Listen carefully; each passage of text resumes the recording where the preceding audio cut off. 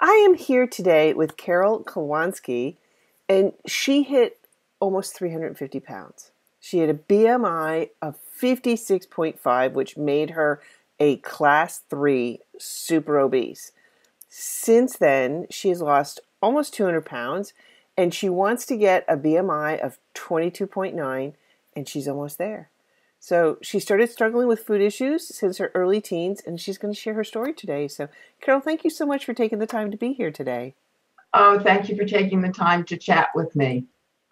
Well, let's tell us about growing up. I mean, did you and your family face obesity issues?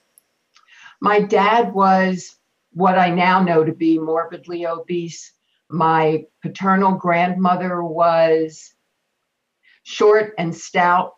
My paternal grandfather died from a stroke at age 48, so I never knew him.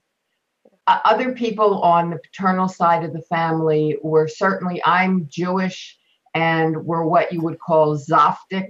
You know, they were kind of plump and a little bit more round. My mother, on the other hand, was not at all heavy and she had what I call Rita Hayworth glamorous legs. I mean, she really was built beautifully.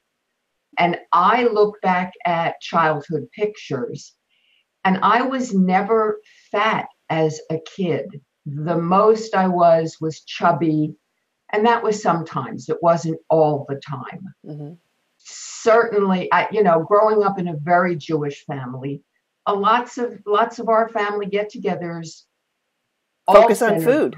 around Focus on food. and not always the healthiest of foods. You know, a lot of food that was made with a lot of chicken fat, schmaltz, Mm-hmm. lots of pastries, cookies, lots of meats, things that we now know are just not healthy for you. It wasn't until my teen years, and again, I look back at pictures, somewhere around the age of 14, my parents started taking me to what was then called a diet doctor. And he was both fat and he smoked. So, you kind of look at it and go, what was he doing giving out anything? And I got a weekly injection, and I was given pills that, of course, were nothing more than methamphetamines. And I lost some weight with that. Do you know what he injected? I have no idea. You know, when you're a 14-year-old kid, you don't ask questions like that, at least not in a world that long ago. Right. You just didn't. And my dad had, when I was a teenager, he had a silent, very massive heart attack, probably what was called the widowmaker, Mm-hmm. and he survived. Mm-hmm. So there were lots of changes made in the way my family ate. My mom counted fat grams in everything that was made. They eliminated pretty much red meat. You know, it then became more turkey than chicken, more fish than whatever. And I think that there were a lot of actions on the part of my mother and other family members that really pushed me into food addiction. We would go to visit certain family members, and where everybody else got sandwiches and cake, I was given blueberries and cottage cheese and other fruit. And it amazes me that blueberries are still my favorite fruit, because you'd figure I wouldn't want anything at all to do with them. I also know that it was right before my 12th birthday when my paternal grandmother died. And I was extremely close to her. I spent a lot of time with her. So there was a very traumatic event that then came into my life at that point, and probably assisted that addiction process. Certainly, I had the predisposition. I know I have an addictive personality. My dad certainly did. Both of my parents smoked for a long time. So, there were addictions within the family. Well, what impact did these addictions have on your life? So what addictions did you have? Definitely food. That food was, when you're denied a lot of kinds of foods, you want those foods. And once I got my driver's license, wow, that was like, now I can go out. I knew where the bakeries were. I could go buy the things that I wasn't being allowed to eat. And I used to eat a lot of the stuff in the house. And then I would go out and buy that food, cut it down to where I thought I had eaten it to, and replace it so my mother didn't pick up on it. What I didn't realize was that my dad was eating the same foods. You know, if you had a kosher salami that comes in a round tube, and I had eaten it down to the halfway mark. Well, if it was eaten down further than that, somebody else was eating it. And my mother used to talk about biggie rats, and she became the food police. I mean, she monitored how much of everything there was. They did a lot of entertaining. They were very active in our synagogue and a lot of entertaining. And my mom was great at baking desserts. She'd put cherry cheesecake in the freezer, and I would go down and pick the cherries off and then try to smooth it out so she couldn't see where I had done that. So there was a lot of guilt and shaming that came around about food within my family. And I did things on my own. You know, I counted calories and I lost some weight. I mean, I never at that point considered myself morbidly obese. I think at the point I graduated high school, I probably weighed about 160. When I got married, I know I had lost some weight and I weighed 185, and that was in 1973. And probably from 73 forward, I really started to pick up the weight. I did not have a successful or happy marriage, and that certainly contributed to it. Went to work for a company down in Florida in 1983, and I know that I was 235 pounds at that point. And again, did some things on my own. Later on in I want to say it was the 90s, early 90s, when fen-phen hit the market. That was a godsend for me, because from the time I took the very first dose of that medication, I lost my appetite. And in about 10 months, I dropped 90 pounds and got down to around 200 pounds. And then I had to keep taking more and more of the fen-phen, and my appetite was coming back. And I got off of the medication before the FDA pulled it from the market. Did you ever have testing done to see if you had issues? Yeah, I did have testing done, and thank God I didn't have any residual effects from it. But after that, my food just went completely out of control. Right. Lots of binging, lots of secret eating. You know, the things that food addiction is not a pretty picture. No, it's not. It's not. And it's, I think, something we deal with and struggle with on a day-to-day basis. And I was really hardcore. I didn't differentiate between sweet or salty. I liked it all. I stole food. I stole prescription diuretics from family members, combined them with laxatives and compulsive exercise. I didn't find out until I was in my mid-30s that that is a form of bulimia. And I had no clue about that. I always prided myself that I could never induce throwing up after eating. Right. So here I was, you know, using another form of bulimia.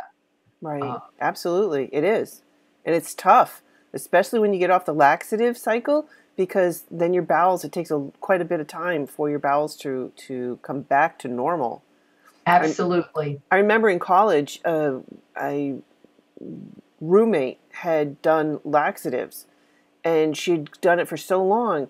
And she finally came to me and said, you know, I haven't had a bowel movement in about 2 weeks. And my God. I went, what? I said, what? she said, yeah, do you think there's something wrong? And I'm like, yeah. Yeah, you And think? you think? I mean, yeah. I mean, so she had gone to, after I talked to her, I said, you have to go to the emergency room right now. And I said, Wow. why do you think you're not? And then the story came out, and she was consuming laxatives to try and lose weight. And it got to the point where she had to take more and more and more. And she became so impacted because I think she stopped it. I can't remember the whole story, but I think she stopped it, and then it clogged up and nothing came out. And so Wow. they had to go in literally with a roto-rooter kind of thing and unpacked her. It was not a pleasant experience, I'm sure, No, but I don't think it would be. no, but that was I remember that vividly and remember, oh my God. And now, because I'm a chemistry teacher, I understand. I mean, the laxatives are, it's a whole vicious cycle. It's changing a lot of the pH of the body. So, wow. Yeah, that's wow, going through that cycle. So do you remember when you stopped that? Like what issues your body had? Yeah, I remember that I had taken so many laxatives and I was not impacted. I was at the other end of the spectrum and it really scared me. And I thought I was going to have to go to the ER. And that's when I said, I can't do this anymore. So at that point, and I'm trying to think, probably maybe in my 40s, I stopped and haven't touched anything since. Well, it's amazing how forgiving our bodies are. I mean, all the destruction we do to it since, I mean, now Yes. we know better. I mean, we've educated ourselves and we know better, but it's amazing how forgiving our body is in regards to that. Because wow, that's huge. That's wow. So the first time you flew was in 2009. Tell me Well, about that that was the experience. last time Oh, I I'm sorry, flew. the last time. I flew heavy duty for business. And in the years I flew for business, I never needed, I was never over 300 pounds. So I didn't need seatbelt extenders. I was able to squish myself into the seat. The last time I had flown before my recent trip to Florida was in January of 2009. And I purchased two seats and I had to use a seatbelt extender. And on my recent Florida trip, it was just amazing. I didn't need two seats. I didn't need a seatbelt extender.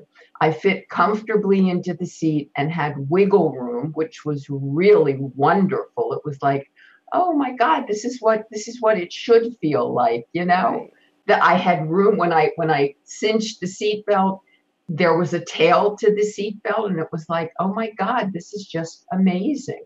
So life now for me is a series of firsts, things that I guess you just don't realize what the impact. And I never crossed the 350-pound mark.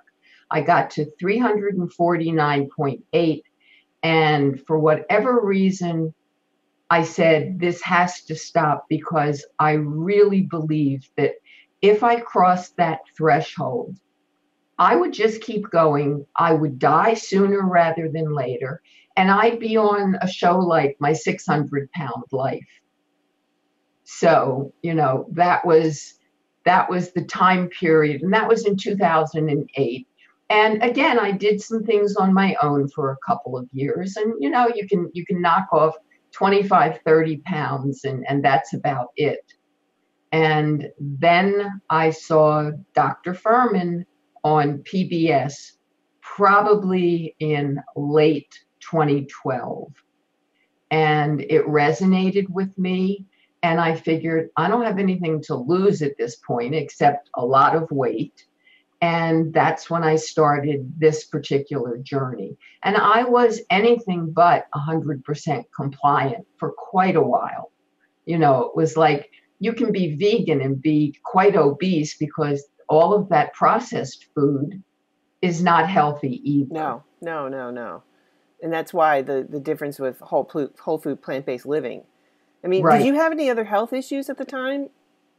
I was on blood pressure medication. My primary physician, although my cholesterol was just borderline, she opted not to use medication and said, let's see if we can do it with you losing some weight.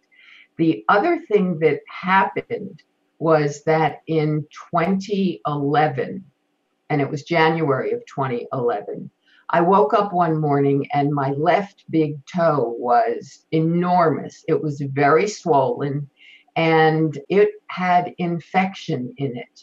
And I went to my doctor and she said, well, this is out of my league, sent me to a top-notch podiatrist, and they did appropriate testing, determined that I had osteomyelitis that was caused by an encapsulated staph infection. We have no idea how long it had been growing and ruminating. And what happens is it basically destroyed the bone in the toe. So the way they treat that is to amputate. So I have no left great toe. And of course, at the time, they don't tell you pre-surgery, this is going to impact your gait and balance. And it does, and I've adjusted very well. Later that year, I had elective surgery on my right big toe because it was hammer-toed and trying to get to the left foot. So I had elective surgery where they put in a big pin and locking plate hardware. And 2.5 weeks after the surgery, the locking plate hardware spontaneously fractured. So we had to do another surgery and take that out. Oh. And we never replaced that. We just left the pin in. So my right big toe is stationary. It doesn't move up, down, sideways, anything at all. Then in 2014, I woke up one morning and the fourth toe on my left foot looked like an elephant toe. It was enormous. And I knew what had happened. It was like, oh my God, here we go again. And indeed, it was osteomyelitis. It's very clear that my body was dealing with inflammation. That toe was amputated, and that has no impact on your mobility. That's just kind of there. And in 2015, I had elective surgery to put pins in the second and third toe on my right foot because they were bending. So I've had five foot surgeries, and I wear a special orthotic that keeps my foot from sliding in my shoe, because without that, I would have blisters. And due to a specialty shoe store misfitting a shoe for me, I wound up with a series of blisters and doing a lot of wound care. So I now see my podiatrist every 10 weeks. He checks my feet. He's the only person that trims my toenails. And I've learned to adapt to the gait and mobility issues. I had an in-ground pool for many years, and I finally had it demolished because it was getting to the point where parts needed to be replaced. It was expensive. But for me to go in the pool, I have to wear pool shoes, because if I have no shoe on my left foot, without that pivotal toe, I slip and slide all over the place. So, there are things that have impacted my life.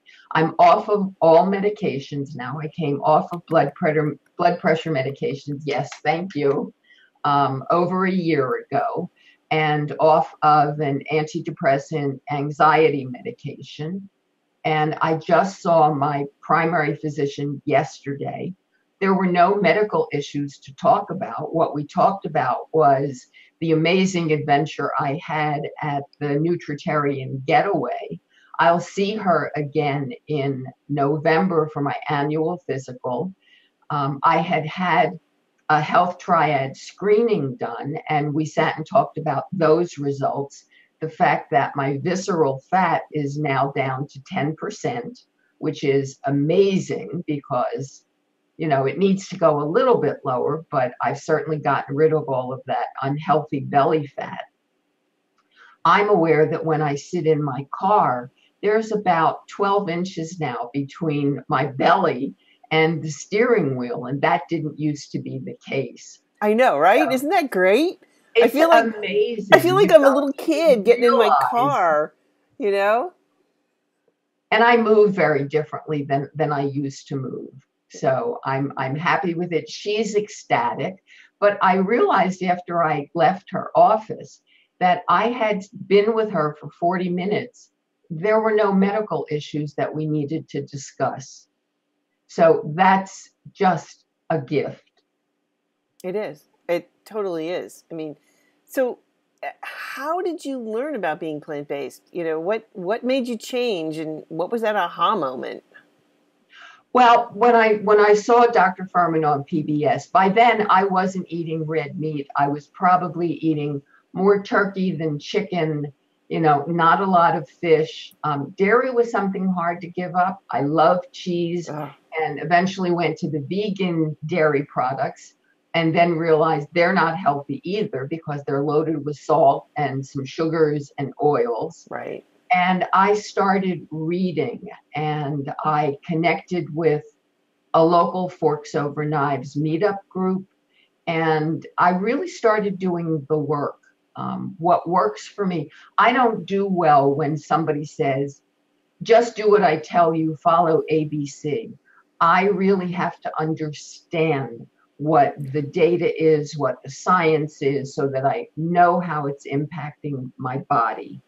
And I'm trying to remember, by the end of 2016, my total weight loss, including what I had done on my own and then what I was doing, being probably 60 to 70% compliant with nutritarian protocol.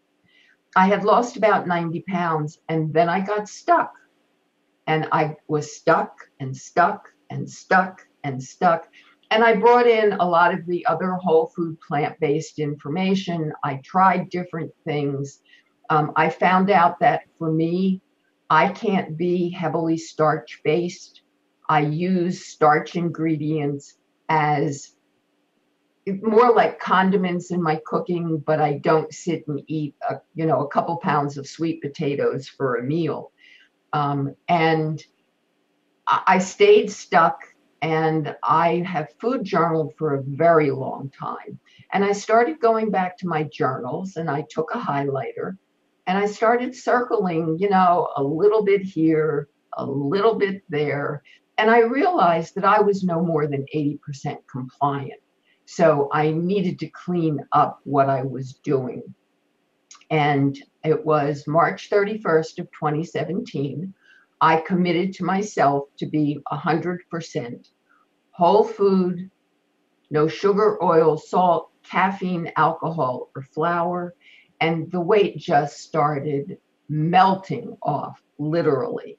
I was in the process then of coming off of blood pressure medication, read Dr. Furman's The End of Heart Disease, realized that the low pulse I was experiencing was due to too much medication, and it was putting me at risk for a cardiovascular event. So my doctor pulled me off very quickly. I also started intermittent fasting about a year ago, and that's really how I live my life now. So how do you intermittent fast? Tell me your protocol. What I do is my first meal is somewhere between 10 and noon. It depends upon what my schedule is. I start with a large serving of steamed vegetables. I have incorporated that from somebody else. I like that concept of starting with a lot of veggies because that fills my tummy and I don't have a lot of room left after that. When I'm finished the veggies, then I have a smoothie.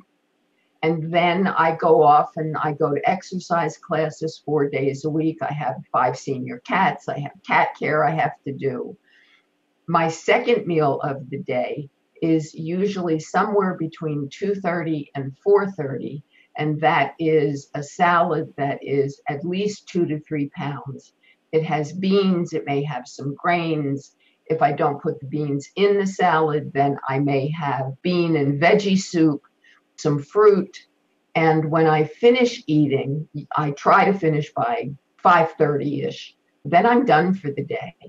And it's taken away my nighttime, what I call mindless, hand to mouth grazing eating. God, so easy to do too. Yeah, I can sit in front of the TV now and I don't have to have food to get me through the activity. And I feel so much better. How about going to the movies? I still have issues. I mean, when I go into the movies and smell the popcorn and I don't buy it. I mean, but it's really tough. How about you? The smell of the artificial butter flavoring and all of that actually makes me nauseous. So I tend not to go to movie theaters a lot. It's got to be a really good movie that I want to see, because other than that, I'd much rather wait until it comes out on demand and it's half the price that it is in the movie theater. I'm in the comfort of my own home. I don't have to deal with the crazy people that are in the movie theater, and I don't have to smell the rancid smell, what to me smells rancid from the popcorn. Yeah. It's just not a pleasant smell. Well, did your doctors support you along this change in your diet? Absolutely. I gave her Dr. Greger's How Not to Die book shortly after it came out. I know that she eats in a healthy manner. We don't discuss how she eats, but she's been completely supportive and has said to me, I wish I could get all of my patients to eat this way. When I was talking to her yesterday and I was talking about how I've adjusted how I cook certain foods because I've lowered temperatures now. I don't want to cook something at too high a temperature so that it chars because of the acrylamides. And she knew that information. So more so than I think a lot of other standard American diet physicians, she is more knowledgeable. So you were lucky. Oh, absolutely. She's Very been incredibly supportive. However, she never said to me, this is how you need to eat. She was simply supportive of what I decided to do. Right. Right. No, that's good. At least she was supportive, because I know a lot of people that go to their doctors that have no clue what they're talking about. I mean, right. And I would change doctors. I mean, that would be a real issue for me. And the other thing, I've worked with a therapist for a very long time now. She's gotten me through. I was a caregiver for my mother. We were under the same roof. It was exceptionally challenging. That was a point when my food really went into overdrive during those caregiving years. So my therapist has gotten me through a lot of things, and we're working on all of the issues that come up when I've now lost 200.3 pounds, and huge psychological adjustments, huge physical adjustments, emotional adjustments. We'll talk about some of those. What are some of those that you deal with, or you've been dealing with, if you want to? Oh, sure. I sit and I do this, and it's like, oh my God, there are bones, and there's my sternum, and there are my ribs, and when I shower and I pass the mirror, it's like, who is that? I don't recognize. It's been over 50 years, probably even longer than that. I was probably a teenager when I was at my current weight. So I don't know how to live in this body, and I move differently. So it's all big adjustments. So when did you start going plant-based? I gave up red meat a long time ago. I'm trying to remember, probably 2012, because I had a sump pump induced huge flood in my lower level, and I know what was in my freezer at that point. And I still had some turkey dishes, some salmon dishes. And when I got a new freezer, I didn't restock any of those items. So I think 2012 was when I made that initial commitment. But again, a lot of vegan junk food. Mm-hmm. So how long did it take you to lose the 200 pounds? From the time I look at it from 2008, so it's been a 10-year journey with very slow progress until the last 15 months, where I've shed over 100 pounds in that time period. And my loss now has slowed down considerably because I'm within about 15 pounds of getting to that 22.9 BMI. So now I'm comfortable with, a half a pound, a pound. There's a week where I may not lose anything, but it's all a big What about adjustment. shopping clothes? Oh my God. I used to do all of my shopping online. There were certain places I ordered from. I knew their sizing. I took it all the way down to their 12 woman size. And then when I was floating in those, I had to go to brick and mortar retail stores. That was really traumatic, Jean. It was like, I have It no is. idea what size I am. I I know. don't know how to shop. Tops are easier to buy, and I'm pretty much, I was buying some mediums, and then it was like, no, they're too big on me. So I have to try everything on. I have some tops that are small. I have a couple that are extra small. It just depends upon the clothing manufacturer. And I'm much more minimalistic with my clothing. So I don't have 20 pairs of slacks. And I pretty much only wear slacks. I haven't worn dresses in a long time, though I'm considering, I bought some leggings, which was, oh my God, that was amazing. So I'm thinking of some layering. And I actually bought a pair of Bermuda shorts for my Florida trip. And I probably haven't worn shorts since I was a kid. I mean, So, I know I've been in the dressing room because I used to go to Dress Barn. And have you ever been in there? yes. Well, on one side you go in and it's the larger Omar the tent maker sizes, and then the other side is normal. And I'll never forget that moment when I had gotten down out of the big size, and then she went over to the normal size and brought me pants from that. And she didn't tell me. She just said, "Here, try these on." And I tried them on, and she came in, "Oh, these are from the other side of the store." And that's when I just lost it. I absolutely lost it because that was a first. That was a first for me in terms of being able to realize that I'm on a journey and it's successful and it's happening. And, because a lot of times you don't see it in the scale. This is a non-scale victory. Absolutely. Yeah. So, that was huge. And I was in the back having a meltdown. And my husband's like out, he was with me that day. And he's like going, what's the problem here? I don't understand this. And it's like, no, because he's never been obese and he doesn't understand. And what a significant moment this is. It really is. So, but was there some other issues that you've been trying to work through? Psychological, emotional? Well, a lot of people don't understand. In my exercise, I do seated exercise classes because of the gait and balance issues. And, all of those years of carrying so much extra weight were not kind to my knees. So there are people in the classes who are saying to me, oh, you're getting too thin. You need to stop losing weight. And then there are people who really don't talk to me much anymore because they're carrying around extra pounds and they just don't want to deal with it. One of the other things that I deal with, carrying so much belly fat for so many years, that presses on your bladder. And I'm 70 years old. So, I deal with some of those issues now. And they're probably never going to go away. So it's an adjustment in how I live my life. And I shared my story at the getaway in Florida. And, I had gotten so big. I think about the Charmin commercial where they say, they're the soft and how it's this and you want to enjoy the go.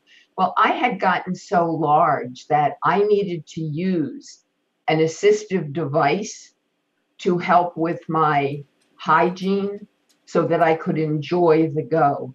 I don't think people talk about those kinds of things. when there's so much of a massive body that you can't reach. Wow. You do what you have to do. And I don't have to do that anymore. That's amazing to me. It was that day where there I was enjoying my toilet time. And it was, well, let me see if I can take care of it. And it was like, oh my God, this is amazing. So there are little things that don't get shared a whole lot. Of course, now everybody will hear it who tunes in to watch this. But there's a reality when you are hugely obese and how it impacts how you live your daily life. I feel much freer. And when people say to me, you really need to stop losing weight, all I say is my body will take me where I'm supposed to be. Good answer. Good answer. Well, I don't try to convert people. If they're interested, they'll ask. Otherwise, I just leave it alone. Do you have loose skin? Yes, I do. I have some skin on my arms. Yeah. I have some on my legs. I have some on my abdomen. And I have no intention, absolutely none, of doing excess skin removal surgery. Both of my osteomyelitis issues were caused by staph infections. I know people who have done skin removal surgery to wind up with staph infections. I'm not going to do that to myself. No, that's a lot. That's a huge risk on your body. And it's just Yes. For what? I mean, yes. Cosmetic? And it's multiple surgeries. It's not just one. So I've made the commitment, and I'm really comfortable with it, that I'm not going to do that. I mean, I think I've also, because I still have loose skin too, and I have the same issues as you, and I've come to resign myself that I'm not doing that. I'm not. It is what it is, and I'm just going to live within and enjoy what I've done with my body to this point, and enjoy the moment, because clothing can cover a multitude. Oh. I mean, I was always hot. So in the summertime, I always wore sleeveless shirts. I can wear 3/4 length sleeves now. And not only am I not hot, I'm cold a lot of the time. It's really been, we had a very cold winter this past winter. I was freezing all the time. I was constantly pulling extra blankets on, extra coats, extra sweaters, extra throws. I'm going to live with what I have. I've been divorced for a very long time. I'm not in a relationship. That's not something I'm particularly interested in. So I don't have that concern about how does my body look to somebody else. Right. And if I was to be involved with somebody, what you see is what you get.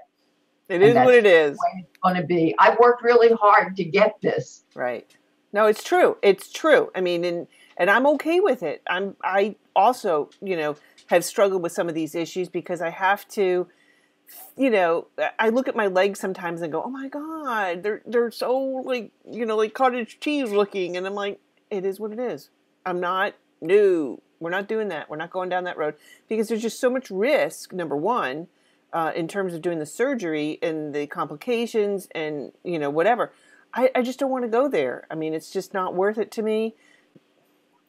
I wear pants. Yep, I'm on the same page with you. Absolutely. So, I mean, I do wear dresses every once in a while, but I wear stockings and, that kind of thing. So, and my dresses are usually more on the modest side. So, they don't, there's no way I'm wearing shorts, like short shorts. So, but my dresses come usually below my knee. Right. Okay, there's no point. I mean, and I have varicose veins too, so it's, they're not, right. They're not like Lucille Ball's legs by any means. Trust me.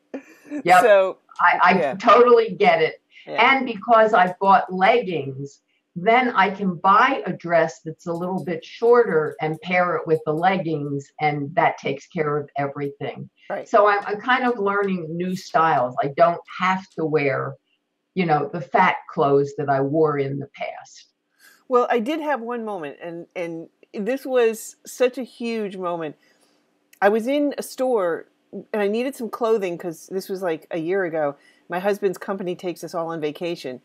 And so we were going to this beautiful resort, and I needed some resort clothes because all they had was teacher clothes, and, you know, that was it.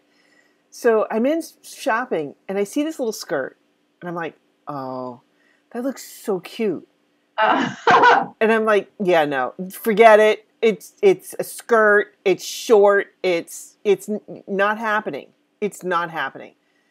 And I kept going around and around and around. And I came back and finally said, okay, we're going to go try it on just to show you how bad you're going to look in this. And I put it on and went, oh my God. It was like huge. It was huge. It was huge. And one of those, you know, and again, I'm having another one of those because you cry a lot in this lifestyle, you know, as you're changing.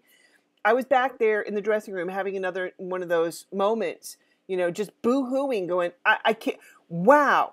And then I went out and bought that skirt, and it came just about my knee length, which is probably the shortest I've ever worn, ever, anytime, anywhere. But I went and bought that skirt, not only in the current size, but I bought that skirt in every progressive size that they had. So that this has become like my signature, like my huge aha moment. And now that skirt that I bought back then rides a lot lower on my hips. So it rides, you know, below my knees now, which is fine. You know, I'm okay with that because I usually wear a longer top, you know, so it doesn't matter where it rides. But pretty soon I'll have to retire that one. And, oh, that's wonderful. And I that's bought the next great. because I knew, you know, clothes come in and out of fashion, but this was just such a classic little white, you know, like a denim skirt. And it you know, it's like this will never go out of style, but I'll never find it again. So I went and bought the whole, you know, whatever I could find in the sizes, and I said, okay, this is going to be part of my life. So, oh, you know, congratulations yeah. to you. That's wonderful. So that was a huge mental shift for me. Whoa, because I you know, my head was just telling me, why are you even bothering with this? Because you're going to look like stuffed pork sausage. It's going to look awful. And when I put it on, I went, who is that person? Is that me? Is that me? I mean, really, it was huge. So anyway, what are you most proud of? That I've done this. Yeah. What makes me sad is that I have no family left. I came from a small family. Both of my parents were only children. They're both gone. I had one sibling. I was totally estranged from her. She was younger. She passed away over 3 years ago from advanced dementia from metastatic breast cancer. I have absolutely no family. I'm coming up into the time of the year when I note the anniversary of both my mom and my dad's passing. And I know they are looking down and just cheering me on. It would be so nice, though, to have, particularly my mom, who was my food police. She had vascular dementia. And I remember sitting on her bed one day, and, you know, when the filters are gone, and she was pretty outspoken about my body anyway. And I had sat on the bed, and when I got up, my tush left an imprint. And she looked at it and said to me, "You have a big ass." Thanks, Mom. Yep. Well, she was never a great supporter in that regard. She was the food police. So it was very odd that we wound up living under the same roof so that, you know, I could make sure she was cared for. That is tough. That is yeah. really tough because my mother-in-law just passed on. My mother died of a lot of things, and dementia was one of them towards the end. But my mother-in-law was in a nursing home for 7 years, and just to watch that decline and know that she has no clue. Yeah. No clue. It's awful. I mean, you're just kind of warehousing grandma until she passes. Yes. And, you know, I think that was one of the motivating factors for me is I don't want to end up like that. My husband and I both are adamant about that. So, yeah. Give me a day in the life of Carole. You know, what do you eat? Well, as I said, I start my day off with a couple of pounds of steamed veggies. I do a lot of water sauteing. I already cut up my onions. This morning, I'm going to have water sauteed onions, mushrooms. I buy a big bag of the Costco organic Normandy vegetable mix. I'm going to chop up some Swiss chard. That will be what I start with. Then I'll make my smoothie. I make my own cashew milk. So it'll be cashew milk, kale, banana, a little bit of pineapple, fresh blueberries. I use beet boost, turmeric, cinnamon, some cracked black pepper. And then later on, probably mid to late afternoon, I'll have a salad, and that will have, I also participate in a farm share CSA. So I picked up stuff yesterday. I'll have fresh leafy lettuce. Bok choy is one of my favorites. I chop it up raw in my salads. Arugula, some parsley, a little bit of basil. I keep a 32 cup Tupperware container with what I call my crunchy mix. And that'll be red cabbage, white cabbage, organic sugar snap peas. I pretty much use organic produce. I'll dice up some celery, carrots, turnips. It depends what I got from the farm share. A bag of the Trader Joe's organic broccoli slaw. I take a big heaping, couple of handfuls of that, put it in with the lettuces. And then I add the things that get wet, that would spoil the salad. So I might have jicama, artichoke hearts of palm, organic tomatoes. I'm trying to think what's in my fridge. Cucumbers. It just depends on what I have. I'll put some, and in my smoothie, I always put my flaxseed. So I may put some hemp hearts on my salad, maybe a little bit of chia seeds, either pumpkin seeds or sunflower seeds. I use a lot of vinegars. I use the Napa Valley Grand Reserve balsamic, which is wonderful. I don't use a lot of homemade salad dressings, just a little bit. I have found as my tastes have changed, I really prefer eating the clean, fresh, crisp tastes and not having it weighted down with, Right? The dressings. I'll have some fruit. I've got some organic cherries and organic black seedless grapes, and then I'll be finished for the day. What advice can you give to those who are just starting this journey? Do your homework. Read the books, watch the webinars, learn what works for you. Keep learning. That's been the most critical element for me. As I said, I don't do well when somebody says, well, just do what I tell you to do. I need why am I doing this? How does it impact my body? And I'm very, very vigilant with what I eat. There are a lot of categories of food that I don't make. I don't make things like bean burgers. I like them. They're really good. And if I'm at an event, I will enjoy it. But they're foods that in the past for me, I would keep going back to. I don't bring any healthy bread in the house. I don't use healthy tortilla wraps. I use big, large collard green leaves to do my wraps. So foods that I would have a tendency to keep going back, get my hand in the bag and keep eating them. They don't come in my house. And that's been a process for me of learning what I can eat and what I'm probably better avoiding, just because they have been some trigger foods in the past. Yeah, they are. For me, same thing. The bread is a huge trigger food. Right. And corn tortillas is another one.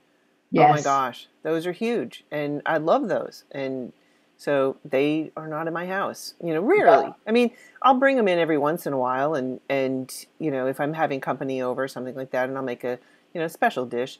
But, typically I don't buy them because I know I will go crazy on them. Yes. But I think you hit the nail on the head, knowing your why. I think that's one of the biggest pieces in motivating people, and that's one of the foundations. We have the Starch Queens has a program. It's educational, but and weight loss, because weight loss comes as a side effect, as if you say, if you Right. prefer. But knowing your why, we focus on that at the beginning of every month, because knowing your why are you doing this? Why are you making this change? And once you understand your why, then it becomes a lot easier to deal with, because we still have to deal with situations. I mean, I know, like, my whole family still is, my siblings are all, I call them the carnivores. And it's really tough when we have family gatherings to get together and to be at these events, because there's no food. I mean, I seriously think they have a contest to see who can bring the most calorically dense, Oh my. worst possible food that's going to bang every pleasure center, because we're all food addicts in our family. Right. We all are food addicts, and there's no ifs, ands, or buts. And people don't recognize that we are food addicts, and they bring these foods, and it's really tough. It's really tough for me to go into these situations, because these are people I grew up with, and I was part of that food orgy almost at all times, and I still have troubles. Like, when I go to some of these events, if somebody brings out Cape Cod potato chips or Frito-Lay's corn chips. Oh boy, did I love Cape Cod. Woo! Oh my God. Seriously, those two right there, I can't stop myself. So I know at these events they're going to be there, because those were our family's favorites. So I know they're going to be there. And so I have to prepare myself mentally. So one of my biggest things is literally right up until the point I'm walking into the door, I'm putting food in my mouth, like carrots and, plant-based foods. So, like, literally the food is up to here. So I really can't eat much. If I eat a couple potato chips, okay, fine, whatever. But I usually also try and bring something that I can eat that's plant-based, like the rice crackers, like the Edward and Sons, rice crackers, and I love the Kite Hill cream cheese. Okay, these are not for weight loss, I get it, but at least it's not going to make me sick. And, so I'll bring something that I can have, because then I get angry. I do. I get, and I still have to work through, in my head, the issues of saying, no, I can't have that stuff. And it's going to make me sick. And so, it's a progression, it's a journey, and each day gets better and better, and I can deal with it better. But yeah, those are two of my biggest tough ones. And I just make sure that I don't put myself in the path of those things. So, and just try and control my environment as much as I can to make sure that those things are not in my path. So, right. And when I can't control it at events, I try and stay away from it. My husband's really good. He stays right by my side. So if I get up and move, he follows me right around the house. And oh, that's great to have that support. And he doesn't quite slap it out of my hand, but he's looking at me like, "What are you doing?" And I'm like, "Shh, stop. Just leave me alone." But then I know, he's right there. So he's a good guy. He's very supportive. So, and he's been plant-based, and he's reversed a lot on his journey too. So, but Carole, it has been an absolute pleasure and privilege to talk to you today. And what a great journey. Mazel tov. Thank you. Seriously. Wow. That's just incredible, your journey. And you look fabulous. You don't look 70. Seriously. Thank you very much. Do not look 70. I'm sorry. I'm now closer to 71. I'll be 71 in September. Well, congratulations. Thank you very much, Jean. This has been delightful.